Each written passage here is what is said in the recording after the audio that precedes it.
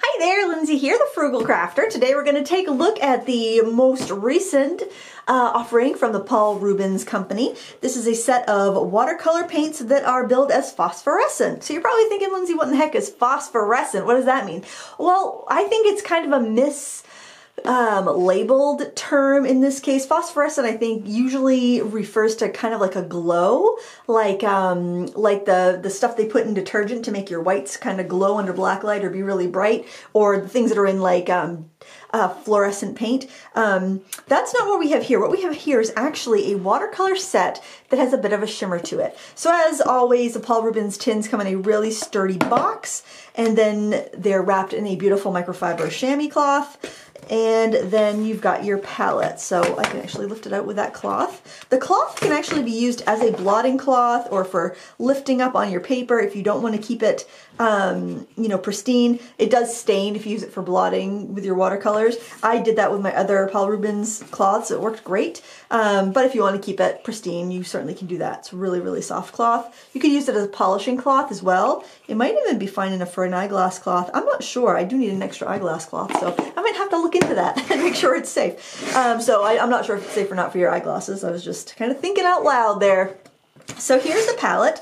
It's different from the old Paul Rubens tin. Let me show you what the other Paul Rubens tin looks like.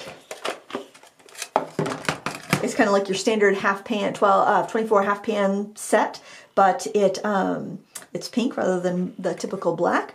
So this style is more of like the FOME palette style, FOME, which is a brand of kind of an expensive palette that can run you about 70 bucks for a 24 set like this, just the palette alone. So that's kind of neat that they went with a really high-end palette here. The metal feels thicker than the previous Paul Rubens tins. This side you have 4 large wells for mixing large washes, and you get these nice big faceted wells. And on this side, you've just got a flat area. The paint didn't bead up. The paint spread out really well on this. It's got a kind of a matte white enamel. And I think the interesting thing about these, this paint is the fact that you've got these 2 little wells, and then between each of the half pans is like a little metal, wing. So these paints are held in very securely. Can you kind of see that? It's a little metal wing that comes up. You can't pull out the tray like you can in the other, at least I don't think you can pull that tray out. But you can rearrange your pans, which I did, and then once you get them in the arrangement that you want to put these rails back in, and they just keep them nice and tight so they don't move around on you. So it's a really nice painting experience, and I really like these palettes. I have another one actually that I actually put my old Paul Rubens paints into this this palette. This one's by Meeden, and the palette alone, empty, is $30. So I put my old Paul Rubens paints in here, but the old paints were, or maybe this palette's just a smidgen. Yeah, this palette's just a little bit smaller, that's why. And I couldn't keep the rail in this palette, and then I used some blue tack just to keep some other paints in here. And I put the Daniel Smith Primatex that I had down the center here. Now the neat thing about these new phosphorescent paints, I think, because I thought the Paul Rubens went really well with the Daniel Smith Primatex, that I think the new phosphorescent ones would work even better with the Daniel Smith Primatex. So I really like this brand because it brings a higher quality art paint at a lower price. So it kind of has a student grade pricing, but it's got a more of a higher end quality. I've been using these for a while, and I think as far as like getting a good value for your money, it definitely fits the bill. So we're going to look at a few of the different sets that Paul Rubens offers. Paul Rubens sent me these for review purposes, just to let you know that, and I will have links in the video description if you want to check them out too. So let's look at the swatches from this set. I did some nice big swatches here. Now the phosphorescence that they refer to, like I mentioned, is the shimmer, and I'm not sure it's even going to pick up on camera because it is very, very subtle. It's kind of like, say you took your rinse water, like you have 2 jars of water, you have your clean water and dirty water. It's like you took your clean water and you put some mica powder in it. That's the amount of shimmer that you're getting in here. It's very subtle. These colors are very transparent, which I thought was very nice. You've got 3 distinct purples, which is really interesting. You usually don't see that much of a variety of purples in kind of like a standard set. You've got some beautiful cool blues, like a turquoise. You've got a cobalt that has an actual cobalt pigment in it. I got ultramarine. This is the arrangement that they come in this order, so it would be this on one row and then this on the next row, and I switched it up just so it would start with the red and kind of go in the spectrum that way. But it's a nice variety of colors.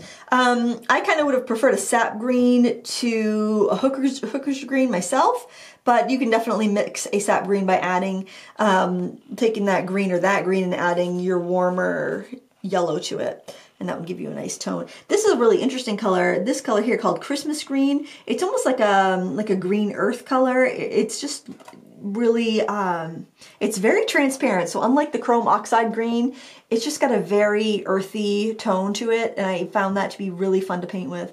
So it's got a basic set of colors. You definitely can do all your basic techniques with this. I don't think these would really, I wouldn't get these if you think you're getting a really glittery palette. In fact, I'm going to show you their glitter palette just to compare here. Now, the difference, there's a wonderful YouTube reviewer, Kimberly Crick Art. She has reviewed these paints, and she actually left a review on Amazon that I read. And she talked about the paints here from the old glitter set, those being mica that is bonded, or pigment that's coated with mica, or mica that's coated with pigment, one or the other, but they're bonded together, and that's why you get a really shiny effect. Like, I'll show you the swatches here, versus the effect you get here with just a subtle glitter kind of mixed in, but not part of it. So that would be the old glitter set. This is my favorite set of metallics.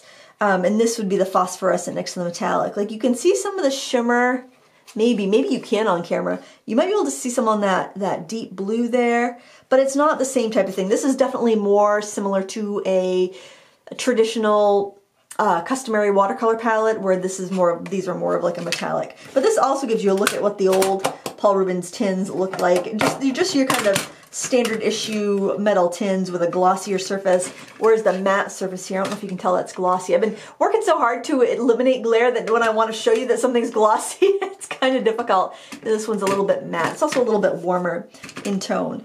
I like both styles of palettes, but I really like just the heft and the thickness of those palettes. So yeah, I just wanted to show you the difference and the similarities there. I do love their packaging. That's one thing I gotta say about Paul Rubens. Their packaging is fabulous. So there were some typos on the pigment information here. It comes with a swatch that you can paint yourself, and it's a little easier to read the information on the paper versus on the metallic pan covering. So I took all the pan coverings and the pan wrappers and just stuck them down to some watercolor paper.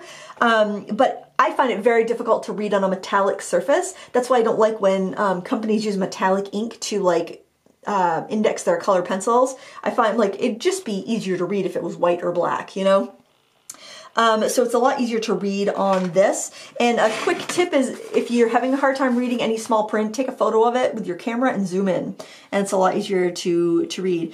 But several of these are single pigments, like PY3, PY1, PY83, PO73, PR254, PR177, PV19, PV23, and this is a mix of PV19 and PB29, so like a ultramarine and permanent rose type mix. This is a typo. That's, I believe, the correct one. This one, they will say royal purple, and both of the same information, but this is more of like just a grayed down, earthy, granulating purple. It's really pretty. PB28, actually. Yeah, that's a typo as well. This is PB28, your cobalt blue. This one is more of like a phthalo blue. You can see how turquoisey it looks. And then, you know, your traditional ultramarine blue, PB29. PB36, I don't think that's right. This one's interesting. This one has, the first pigment here is Indithrone Blue, PB60, which is a color you don't often see, especially in like a, kind of like a set. The only one I have the Blick, I think it's called Delft Blue, and it's the PB60 color. But the thing is, a lot of times with that color, when it dries, it's kind of chalky. You got the indigo tone, but it dries just kind of dull. This one adds a PB15 and PBK6. And I think that PB15 really amps up the blue. And it's just really pretty. It's really pretty with that sparkle. It's funny that mixing those pigments gave that a brighter tone than PB60 has on its own. And then like that's a mix. This is a single pigment, PG17, just your like phthalo green, PG7 another, I think they're both phthalo green, like different phthalo greens. That's a mix of a brown, and this is brown and blue. That might be a typo. So PY42, that's actually very transparent yellow ochre. I'm surprised at how transparent that is. Kind of like a burnt sienna color. They call it umber. It's very, they call that burnt sienna, but to me that looks more like a burnt sienna. And burnt brown, coal black. I think the colors are nice. I don't trust all of the annotations here, but working with these, the paints were really lovely, and I love that little hint of sparkle, but it's not enough for me to like not use them in just a normal painting. So I'll show you a few of the paintings that I've done with these paints, just fooling around with them. They behave like pretty much any watercolor. There's nothing that really jumps out at me as being, these are so unique you have to have them. I mean, I think, like I mentioned, add a little mica to your rinse water and you can get the same effect. But these are nice paints, they're very transparent. The palette is gorgeous. The quality of the tin is gorgeous. If you wanted to, you know, reuse the tin, you've got a lot of the value of purchase price, which I think is about $59 in the tin itself. So this is the first one I did because I just thought with all these beautiful browns and blues and greens, it would be nice to do a nautical scene. And so I painted this one up here. I did add a little bit of gouache for the white at the end. Everything worked fine. Everything mixed fine. What I do like is, I mean, look at that gray. It's got the little sparkle on it. So how pretty with like seascapes with lots of rocks and things like that, since it just has almost that little, like, you know how rocks have that mica sparkle to it. But it doesn't really look a heck of a lot different than regular watercolors. There's a little bit of a shimmer there if you're looking for it. It's not, definitely doesn't beat you over the head, but it's lovely. And this was a mixed media. I did the underpainting with the watercolor and then I went over it with colored pencil. But the watercolor definitely helped build up some luminosity before I went in with the pencil. So all in all, I'd say these are really lovely paints. I did some mixing examples here. With a darker, the funny thing is, oftentimes when you mix more, you get duller colors, and it seems like when you mix more here, you actually get more vibrant colors. Like this mix of gray, which is the red, blue, and yellow, got really, really shimmery, which I thought was really interesting. So instead of getting a duller neutral, you actually have a little bit more of a sparkly neutral, which I thought was really pretty. It seemed like the more you mixed it, the more sparkle. I guess you're probably using more paint, so maybe more mica is coming along and that's why. But also layering, I think you would get a lot more sparkle, and I think that's kind of fun. The blues are really nice. The blues I find have just so much pretty sparkle in them. I mean, comparatively, I say none of this is really, really sparkly. So I did like the kind of the permanent rose color, the lemon yellow, and the turquoise sea color, and did a color wheel with those, mixed beautiful clean colors. I did the warm primaries, and they mixed fairly cleanly too. Of course, you get kind of like a muddy eggplant color there when you do that warm red and warm blue, but and kind of like a muddy green, but I still think they're nice colors, and I can clearly read my stamping underneath it, so very transparent. I really like them. I'm surprised at how much I enjoy painting with this, and I don't think this is a drawback. I don't think they're sparkly enough to keep you from using them for like general everyday painting, but they're just a little extra. They're just a little extra fancy, and I thought they were a lot of fun. I definitely recommend them. I love that there's no throwaway colors here, because I feel like a lot of times with sets you get a few colors that are just like, when am I going to use that? Meh. You know, maybe the Christmas green, but not really. I use that, and I'm usually not a big fan of desaturated colors, but I use that in the strawberries. I use that on the boat. So I used it in the strawberries a bit, and because there was parts of the hulls that were really muted that I needed to catch more of a muted look. That's up on my channel already. That would be a Sketchbook Sunday, and it's in Critique Club in a real-time lesson if you're looking for that. Let's see, where else did I use that? I used that in some of the grasses down here. I think it's actually a useful color. I didn't think I would like it that much, but I ended up using it. And you can see it right there. It paints out a lot more robustly than you think it would.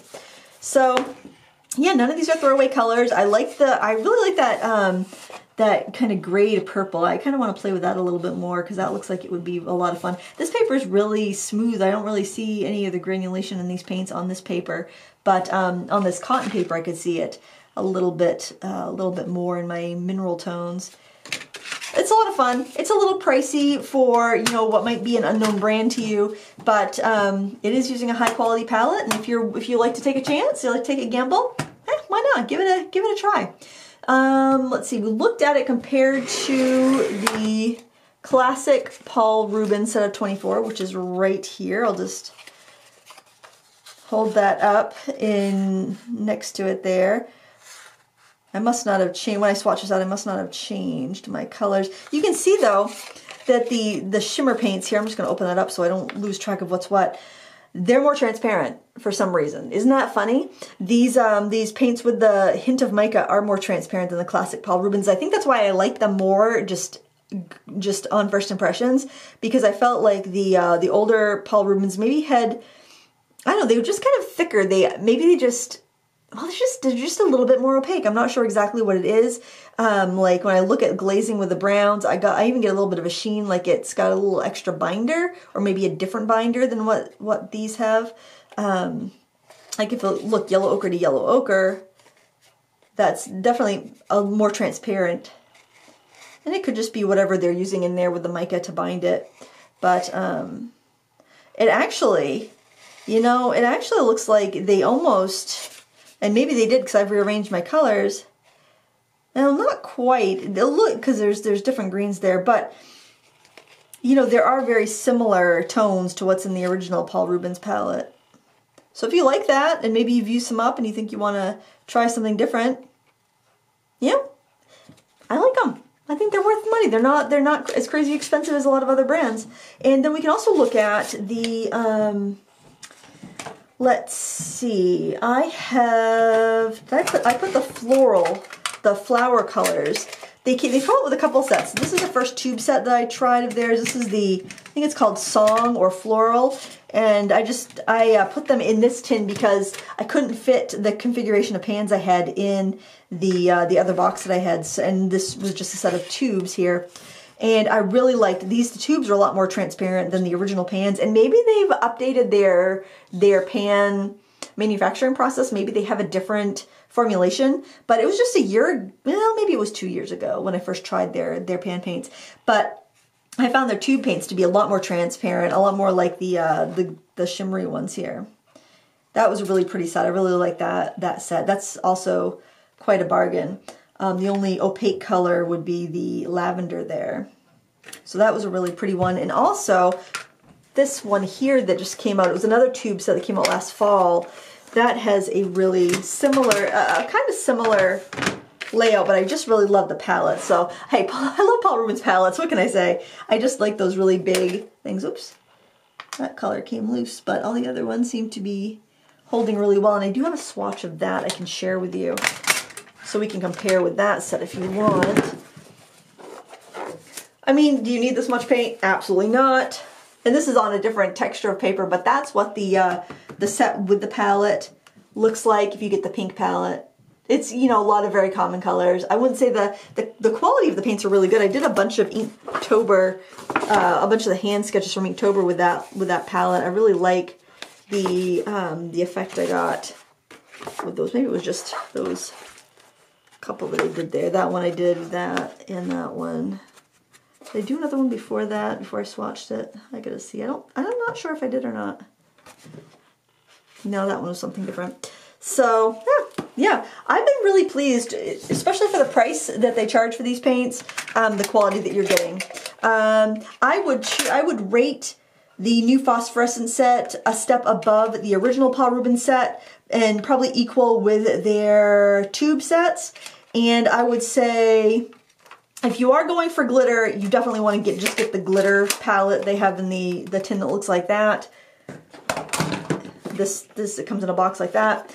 If you want shimmer that can show up on black, this isn't really going to show up on black more than just a little bit of sparkle. But if you want a transparent color, it's just a little extra, give them a try. Especially if you've never tried Paul Rubens before and you want a little metal tin of colors. these are great. You know, they're fun. They're some of the notations on the color chart are off, but I think if you've been painting for a while, you'll probably be able to tell exactly where any issues would lie. I think they're fun, and yeah, I recommend them. So they're around 60 bucks. I think a lot of that price is going to the tin, because the tin is a little bit more, it's more of a higher end tin. But you know, for 24 colors of artist grade paint, that's really not bad. That's using actual real pigments. These are imported. Let me see. I think they're made in China. It should say. I'm pretty sure they're made in China. I think that's where the you pick them up on Amazon. I'm pretty sure they're made in China. I just don't see. Probably says it in Chinese here. But yeah, I think they are a good buy, and I just love that palette, man. I love palettes like this, nice and sturdy and thick, and room for storing a few extra brushes or a few other pans of color if you want to. Well, there you have it. That's all I have for today. I hope you found this useful. I would highly recommend checking out Kimberly Crick Art's review on these paints. She's a great, if you typically listen to my reviews, you want a second opinion, great channel to go to. She has so many wonderful reviews, and she has a very soothing and calm voice that I find very therapeutic. All right, thank you so much, guys. We'll see you next time, and happy crafting!